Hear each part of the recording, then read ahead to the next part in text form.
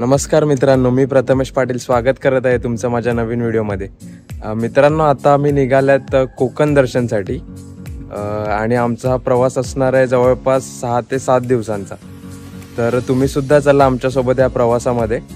आणि आता आमची ट्रेन आहे दिव्यावरनं, दिवा सावंतवाडी ट्रेन। तर तुम्ही सुद्धा चला आमच्या सोबत आणि एन्जॉय करा आमचा हा व्लॉग। आम्ही दिवा स्टेशनवरून दिवा सावंतवाडी ट्रेन पकडली। तिकीट रिझर्वेशन नव्हते म्हणून जनरलने प्रवास करावा लागला। गाडीला खूपच गर्दी होती।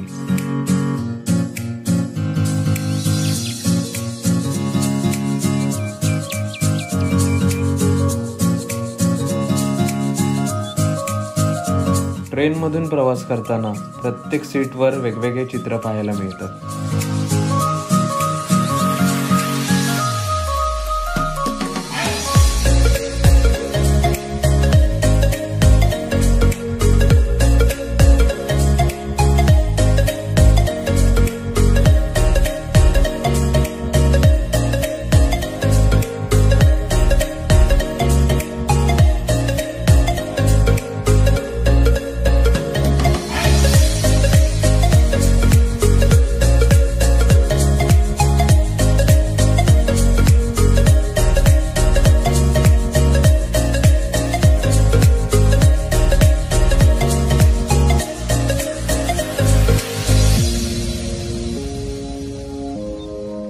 बारा तासांचा प्रवास करून आम्ही सिंधुदुर्ग स्टेशनला पोहोचलो।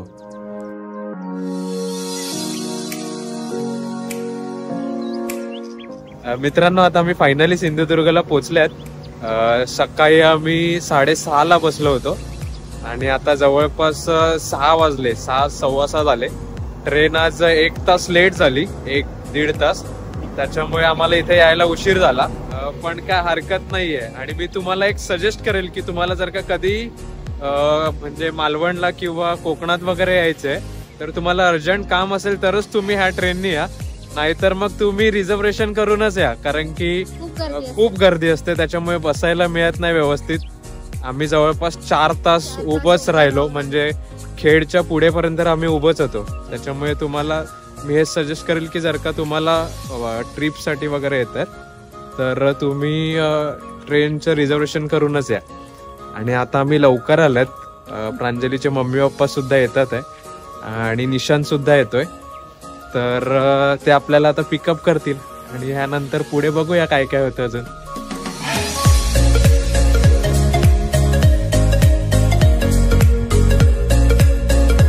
आज रात्री आमचा मुक्काम सिंधुदुर्गमध्ये कुमामे ह्या गावी होता।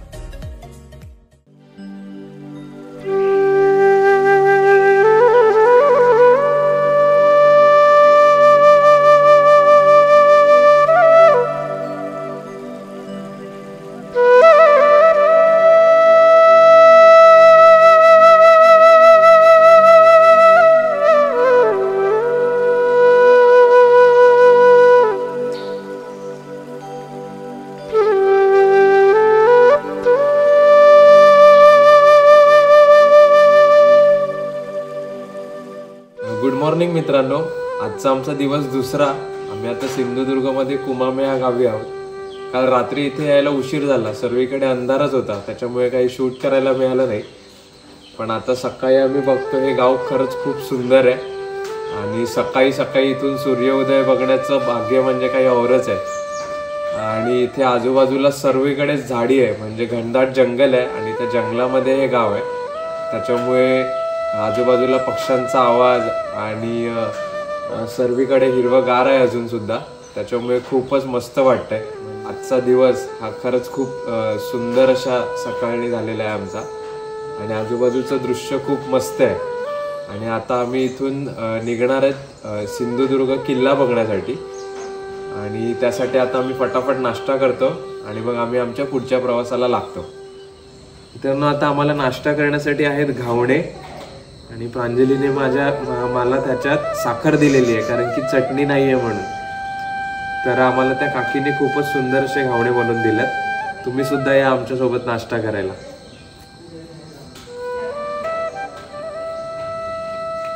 एकदम धमाल।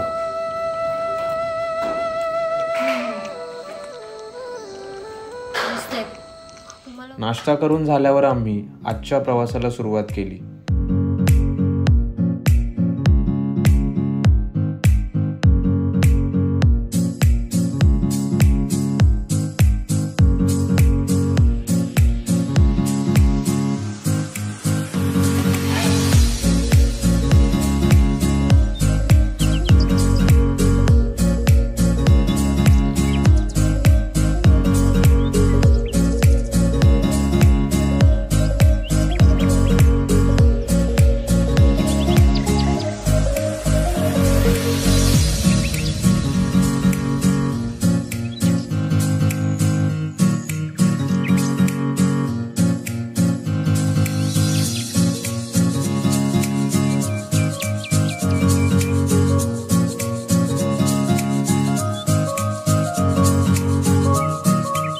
मित्रांनो, आता आम्ही सिंधुदुर्ग जेट्टीच्या इथे पोचलेले आहेत आणि आता आम्ही पहिला प्लॅनिंग करतोय की पहिला आम्हाला जायचंय स्कुबा डायव्हिंग वगैरे करायला. तर त्याचं इथे पॅकेज आहे, त्या पॅकेजची डिटेल्स वगैरे मी तुम्हाला देतो.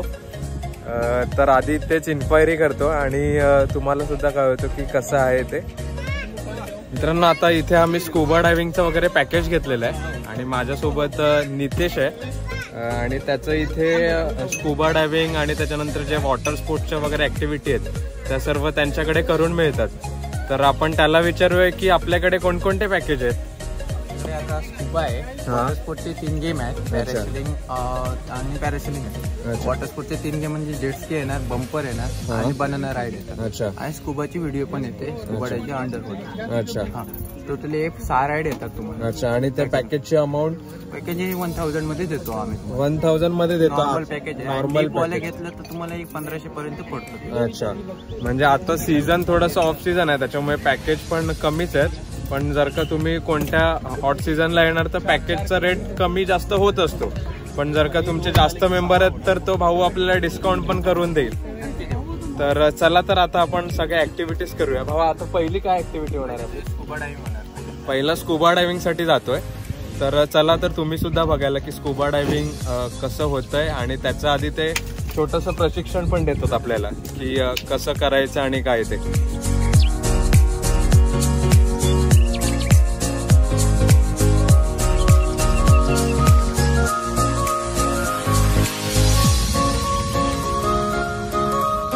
आज आपल्याला काय करायचंय?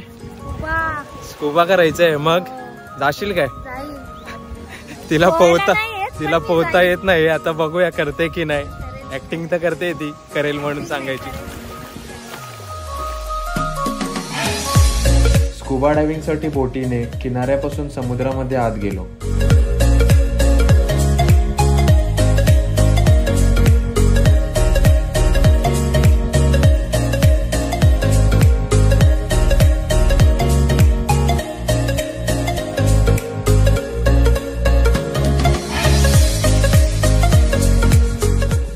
आम्ही बोटीत चढल्यात. बोटीतून आता आम्हाला आधी नेणार आहेत स्कुबा डायव्हिंग साठी.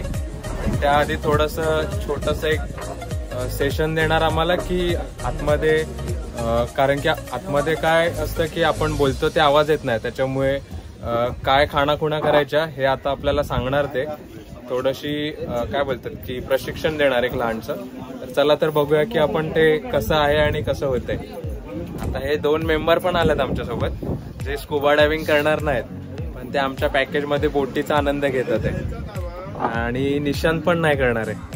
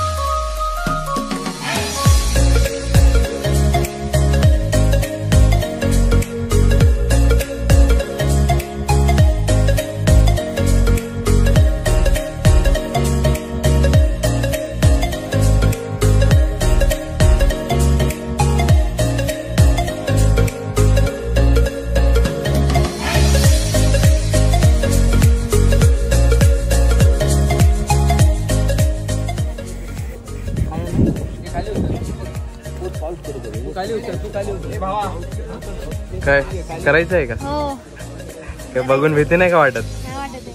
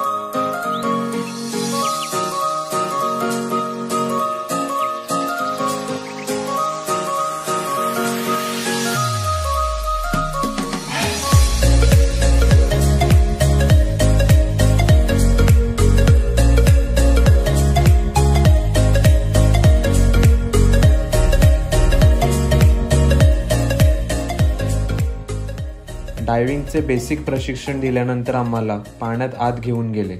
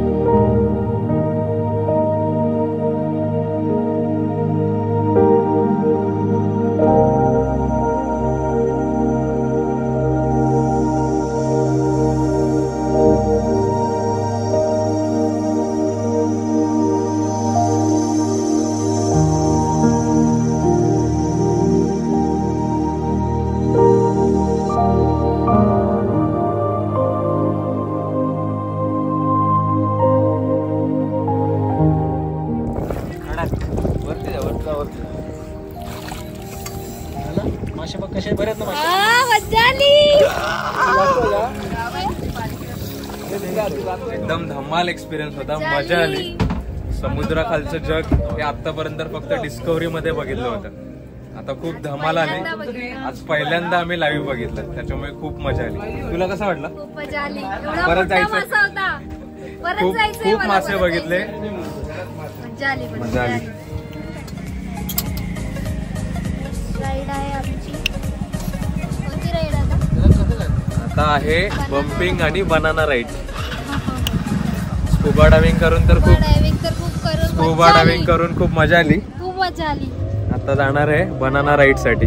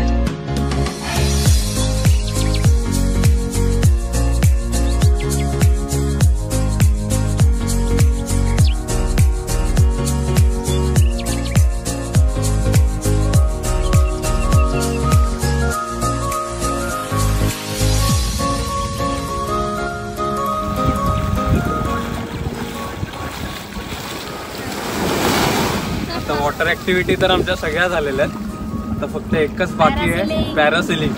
आणि त्याच्यासाठी आम्ही आता खूप एक्साइटेड आहेत, कारण की आता बाकीच्या सगळ्या राईड्स आहेत त्या खूप एकदम धमाल झाल्या, मजा आली.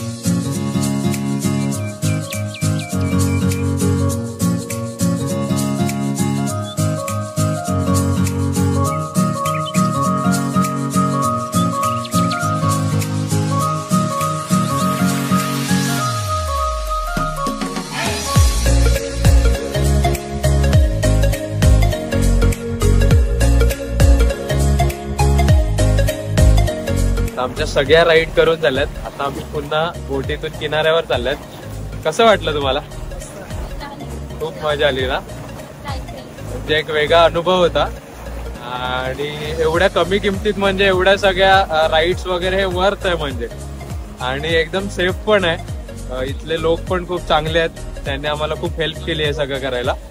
तर तुम्ही सुद्धा कधी येणार तर हे नक्कीच करा. मी ह्या ज्या मित्राचा नंबर आहे तो तुम्हाला डिस्क्रिप्शन मध्ये खाली मेन्शन करतोय आणि स्टार्टिंगला पण मी मेन्शन केलेलं आहे. त्याच्यामुळे तुम्हाला कधी यायचं असेल तर तुम्ही नक्की या.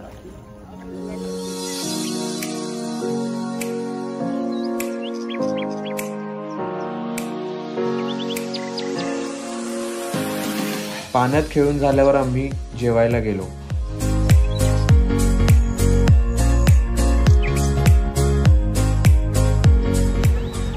मित्रांनो, आता आमची पॅरासेलिंग, त्याच्यानंतर स्कुबा डायव्हिंग आणि सगळ्या वॉटर स्पोर्ट्सच्या ऍक्टिव्हिटी झाल्याच्या नंतर आम्ही जेवायला आल्यात.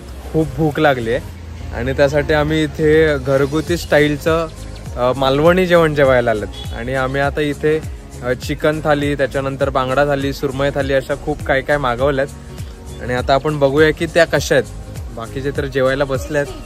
पहिलाच प्रांजली बसली आहे, तिला भूक कंट्रोल होत नाहीये. तर आपण तिला विचारूया की कसं आहे जेवण.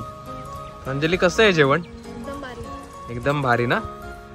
आणि प्रांजलीचे मम्मी पप्पा पण जेवतात आहे, त्यांनी पण 2 फिश थाली घेतलेत. कसं आहे जेवण? मग काय परत यायला पाहिजे काय? परत यायला पाहिजे. कोंबडी वडे खायला यायचेत.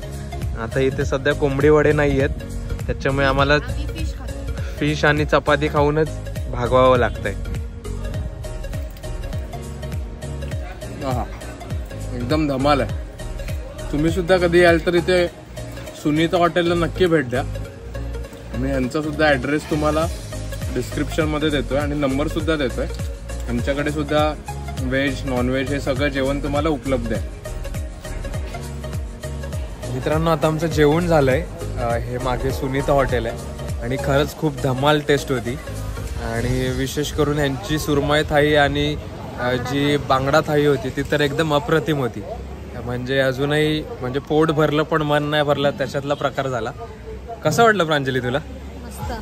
प्रांजली तर एवढी जेवली की आता तिला खूप झोप आली आहे, त्याच्यामुळे तिला काही बोलायला होत नाहीये. पण खूप छान आहे. तुम्ही सुद्धा कधी याल तर तुम्ही नक्की ह्या हॉटेलला भेट द्या. मित्रांनो, आता आमचं सगळं जेवण वगैरे झालेलं आहे आणि आता आम्ही चाललेले आहेत सिंधुदुर्ग किल्ला बघायला. सिंधुदुर्ग किल्ला पाण्यात आहे, त्याच्यामुळे आपल्याला बोटीने जावं लागतं तिथे. आणि आता बोटीची तिकीट वगैरे काय, कशी आहे, कितीला आहे ते आपण बघूया. आणि मी तुम्हालाही सांगतो की तुम्हाला जर का यायचं असेल इथे तर कसं जाऊ शकता म्हणून.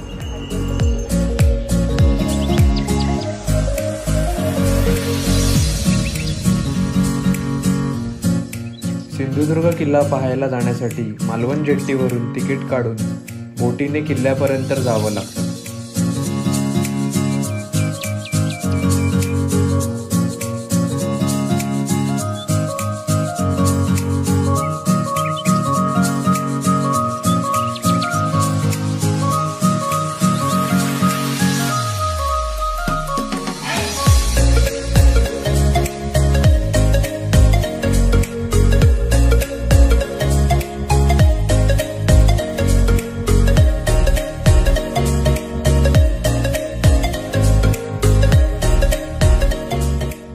बोटीने आत आल्यावर आपल्याला सर्वप्रथम किल्ल्याचे महाद्वार पाहायला मिळते.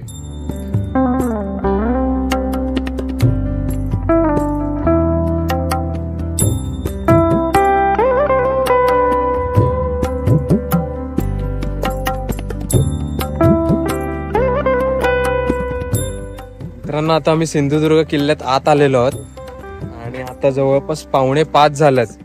त्याच्यामुळे आता आम्हाला किती वेळ मिळतो किल्ला फिरायला हे सांगता येत नाही. तरी पण बघूया आपल्याला काय काय पाहायला मिळतंय. महाद्वारापासून सरळ आत आल्यावर आपल्याला श्री शिवराजेश्वर मंदिर पाहायला मिळते.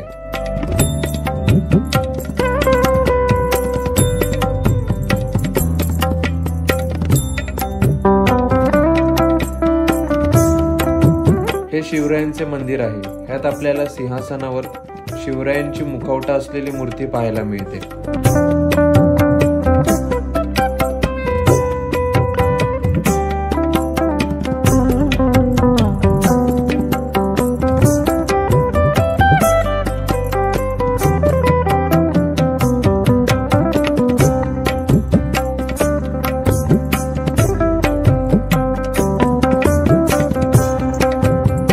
किल्ल्यावर आपल्याला महादेवाचे आणि भवानी मातेचे मंदिर देखील पाहायला मिळतात.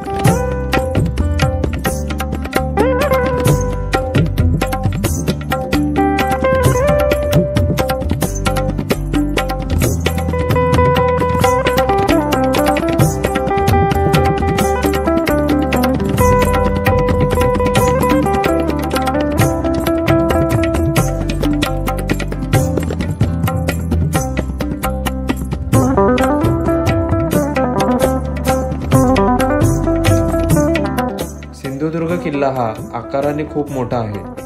किल्ला बांधताना बेटावरचे खडक फोडून किल्ल्याची पूर्ण तटबंदी व इतर वास्तूंचे बांधकाम केले आहे.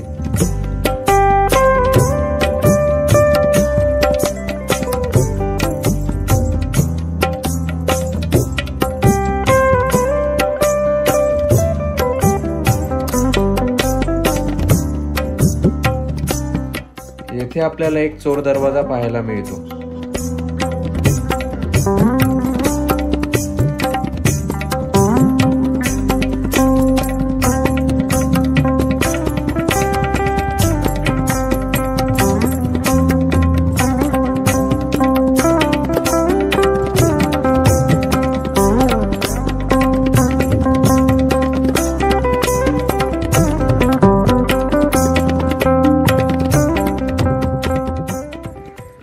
मित्रांनो, तुम्ही सिंधुदुर्ग किल्ल्यात कधी आलात तर किल्ल्यातलं अजून एक मोठं वैशिष्ट्य म्हणजे तुम्ही जर का किल्ल्यातून जर का आपण बोटीने येतोय आणि त्या गेटमधून जर का आपण आतमध्ये शिरलो तर पहिल्याच उजव्या साईडला थोडं पुढे गेल्याच्या नंतर काही पायऱ्या लागतात. त्या पायऱ्या चढून आपण वर आलो तर आपल्याला एका भिंतीत आणि त्या तटबंदीवर 2 देवळ्या दिसतात.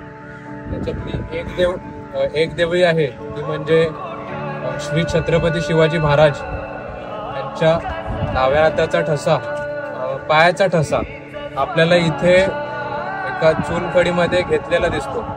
ची गोष्ट अशी सांगितली जाते की जेव्हा किल्ल्याचं बांधकाम चालू होतं त्यावेळेस जेव्हा महाराज किल्ल्यावर आले होते बांधकाम पाहण्यासाठी, त्यावेळेस येथील कामगारांनी त्यांच्या पायाचा ठसा आणि हाताचा ठसा त्या चुनखडीमध्ये घेतला होता. ही खूप मोठी भाग्याची गोष्ट आहे आणि आजचा माझा दिवस खरंच खूपच सुंदर आहे, कारण की मला साक्षात माझ्या देवाच्या पायाचं दर्शन घेता आलं.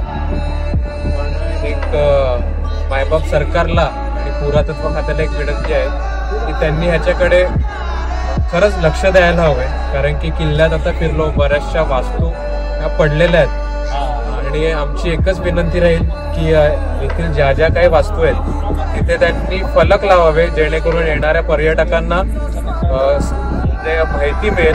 कारण की किल्ल्यावरती अनधिकृत बांधकाम असं खूप आहे, जसं की तुम्ही खाऊची दुकानं सांगतील किंवा चिप्स सांगतील, पाण्याच्या बॉटल, थंड वगैरे अशी खूप अनधिकृत दुकानं आहेत. आता त्याचे पुरावे घ्यायला आम्ही जाणार नाही सरकारकडे, पण त्यांच्याकडे विनंती एकच असेल की जर का तुम्ही त्या सगळ्या गोष्टींकडे दुर्लक्ष करतात आहे तर ज्या गोष्टींकडे लक्ष देण्याची गरज आहे त्या गोष्टीकडे तुम्ही खरंच लक्ष द्या, हीच तुम्हाला एक विनंती आहे. सिंधुदुर्ग किल्ला सुद्धा आज बघून झाला आणि खूप खूप बरं वाटलं, कारण की एक महाराज असताना आणि महाराजांनी बांधून घेतलेला हा एक किल्ला आहे आणि ते एक महाराजांचे जिवंत स्मारक आहे. जे आता सरकारने त्याच्यावर दुर्लक्ष केलंय, त्याच्यावर आता खरंच लक्ष देण्याची गरज आहे. कारण की जसं की मी मगाशी म्हटलं की इथे खूप अशी दुकानं वगैरे आहेत की जी अनधिकृत आहेत. मला मान्य आहे की पोटा पाण्याचा प्रश्न आहे लोकांचा आणि त्याच्यामुळे ते इथे व्यवसाय करतात आहे, पण तुम्ही तसंच किल्ल्यातील इतर वास्तूंवर सुद्धा लक्ष द्या, जेणेकरून इथे जास्तीत जास्त पर्यटक येतील आणि आमच्या पर्यटकांना सगळ्या माहिती मिळतील आणि हा इतिहास जपला जाईल.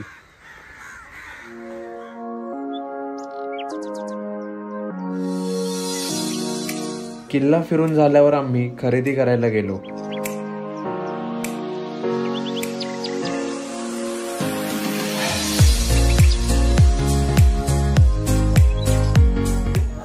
मित्रांनो, आता आम्ही मालवणवरून कसालला जात असताना वाटेत थांबले आहेत काजूगर वगैरे घेण्यासाठी.